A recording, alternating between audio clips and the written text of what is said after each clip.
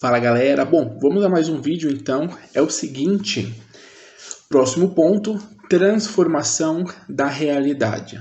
Outra estrutura que uma hora ou outra vai aparecer para você, você vai executar. Isso daqui está em praticamente quase em todos os nossos manejos, porque quase tudo que a gente faz direciona o outro ou o grupo a sofrer uma transformação, né? Mudar a sua realidade. E meio que esse é o nosso papel mesmo.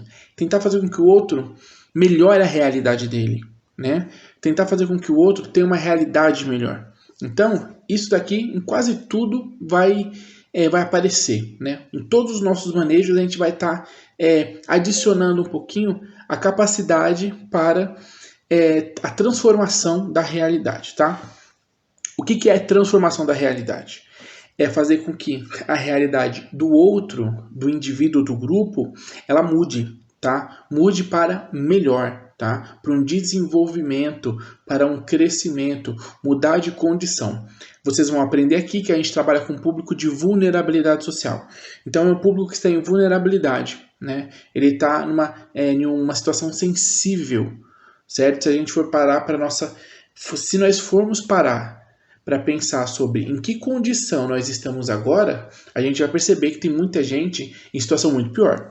E quanto mais se aproxima dessa situação negativa, mais ela está em vulnerabilidade, né? Então, por exemplo, uma família pobre que mora em um barraco de madeira ou de bloco barato e tal, na beira do córrego, o córrego enche, a água vem, destrói o muro de trás da casa e enche tudo, eles perdem todos os móveis, eles já estavam numa situação de vulnerabilidade, eles estão vulneráveis, né?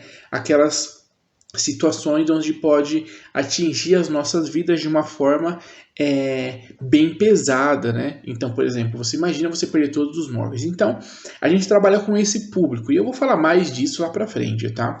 Então, esse público, ele é um público de vulnerabilidade, então ele precisa passar por uma transformação positiva para que ele se desenvolva, para que ele conquiste ou que ele tenha melhores condições.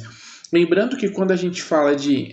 nós vamos falar um pouquinho disso mais para frente, tá? Provavelmente no outro módulo, mas quando nós falamos de trocar, fazer com que o indivíduo ele troque a realidade dele ou partes da realidade, ou vá construindo uma nova realidade, transformação da realidade, nós estamos falando de um processo, tá certo?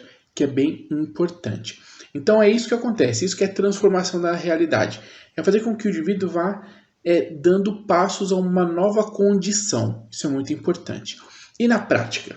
Coisas na prática que representam eu, educador, somando para que o outro ele transforme a sua realidade. Bom, vamos lá. Aqui tem elementos na prática ótimos para a gente ver. Por exemplo, saindo da rua para um albergue, né? Isso aí é um desafio.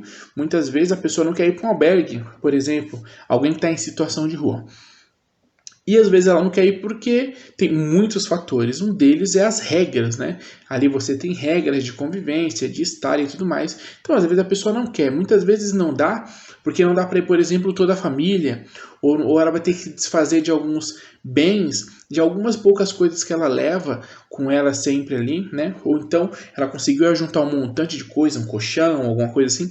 Tem vezes que não dá para levar isso, né? Então, quer dizer, fica do lado de fora muitas coisas e a pessoa prefere ficar do lado de fora com as coisas. Isso é um fator. Então, quer dizer, transformar a realidade, se a gente for pensar aqui, lá no albergue, ela pode ter uma oportunidade de ser trabalhadas outras coisas importantes para ela, que pode auxiliar, pode ajudar, trazer inclusive uma melhor condição de estar, de você tomar banho, de você dormir, né? Já é uma melhora na realidade dela, uma melhora na condição. Então, isso já seria uma melhora na condição, numa realidade.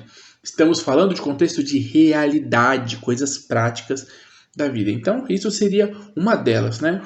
Outra coisa é jogando futebol e estudando para ajudar a mãe em casa. Então, aí a gente tem uma condição agora de um jovem, né, de um adolescente aí, onde muda a condição. da realidade dele, por exemplo, se a gente consegue engatar ele, aqui é um exemplo, tá? Em jogar bola, né? E aí ele estuda e consegue ajudar, auxiliar a mãe em casa ali, manter a casa organizada, e ele vai jogar bola, porque às vezes é um sonho dele, ou é uma coisa que ele quer ficar melhor, que se diverte, que é bacana, mas ele também tá engajado nos estudos, quer dizer, ele tá organizando uma parte da vida dele que é importante, que é interessante, que vai trazer ele para um progresso melhor, quem sabe nessa geração ou numa próxima, dar uma oportunidade melhor para aquele núcleo familiar, né, para o destino daquela família. Então, transformar a realidade, a gente pode colocar esse ponto como um fator de mudança muito importante, né? Imagina se você consegue, aí, por exemplo, um voluntário para pagar uma escolinha, sei lá, R$ 300 por mês. Um grupo de voluntários ou um voluntário que banque essa escolinha, aquele menino vai, começa na escolinha, joga bola, joga basquete, joga alguma coisa e está sendo ali patrocinado, né? Tem um voluntário para ajudar ele, quer dizer, está transformando a realidade, as oportunidades, está abrindo um novo leque, né? E aí vai ser trabalhado várias coisas de cidadania, responsabilidade, desenvolvimento, amadurecimento. Então veja, tudo isso são coisas que a assistência social vai trabalhar, e o profissional que vai tentar fazer com que isso se fortaleça e ande para frente é o educador social da assistência social, tá certo? Ele é esse mecanismo que está direto em contato com a pessoa que precisa sofrer essa transformação na sua realidade, certo? Bom, próxima coisa é conseguir a guarda do filho. Isso também é uma coisa bem interessante, né? Conseguir a guarda do filho. Aqui eu coloquei uma situação onde muitas vezes mãe teve depressão pós-parto, não conseguiu, agrediu o esposo, agrediu, sei lá, o filho, e aí tirou o filho dela. Então, até ela melhorar de condição, se reestruturar psicologicamente da situação que passou dela, vai passar um tempo, essa criança vai ser retirada dela, ou para outra parte do núcleo familiar, vai ficar com o pai, vai ficar com família extensa, né? Ou vai para um abrigo, e vai ficar nessa transição. E aqui o desfecho seria da transformação dessa realidade, ela conseguir ali fazer direitinho o tratamento, conseguir normalizar sua condição, reestruturar aquele núcleo familiar, trazendo a criança de volta para o seio daquela família, tá? Então seria já uma transformação na realidade dela, essa superação. Então, o educador está ali nessa dinâmica, né, de contato, de conversa, de orientação, de acolhimento desse pessoal, né, dessa família. Então, outro tipo de exemplo sobre transformação da realidade. Um último que nós temos aqui é se formando na faculdade.